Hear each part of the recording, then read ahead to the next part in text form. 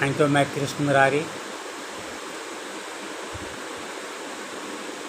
Learn English with Krishna Murari. मैं आपको habit के बारे में बताने जा रहे हैं, आदत के बारे में बताने जा रहे हैं। किसी चीज़ की आदत हो जाना, हैबिट हो जाना।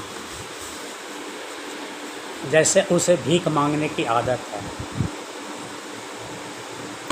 तो सबसे पहले हम सब्जेक्ट बनाएंगे, लिखेंगे। उसके बाद इज आर एम का प्रयोग करेंगे, plus in the habit of का प्रयोग करेंगे, फिर भर में आईएनजी लिखेंगे। जैसे उसे भीख मांगने की आदत है, तो she is in the habit of begging.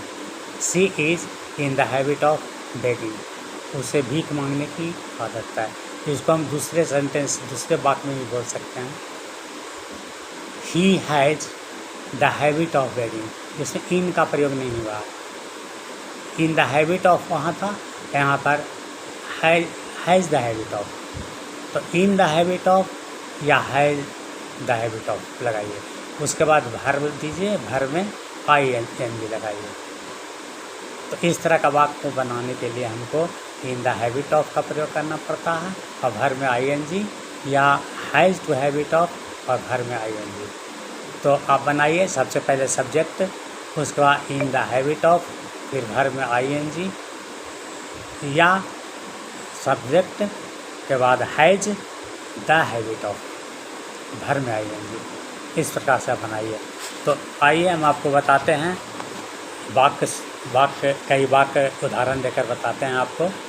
जैसे उसे भीख मांगने की आदत है, तो ही is in the habit of begging. इसको हम दूसरा वाक्य बनाएंगे, he has the habit of begging. आइए दूसरा वाक्य बनाते हैं।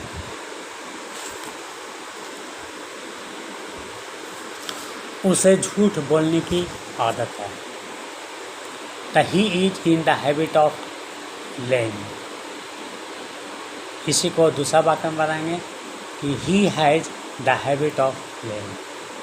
उसे झूठ बोलने की आदत है।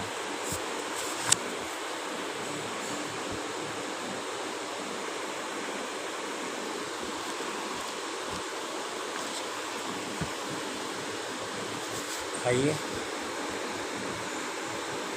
he has a habit of borrowing. He has the habit of borrowing. उसे उधार लेने की आदत है। उसे उधार लेने की आदत है। He is the habit of borrowing. दूसरे वाक्य में बोलेंगे कि he has the habit of borrowing. उसे उधार लेने की आदत है। He is in the habit of cheating to others.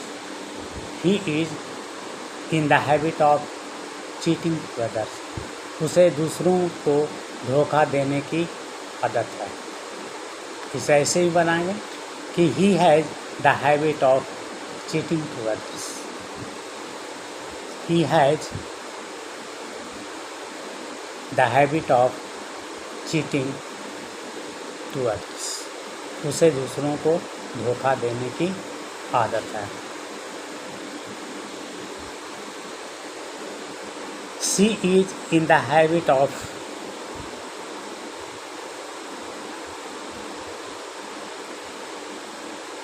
begging. उसे भीख मांगने की आदत है, तो she is in the habit of begging.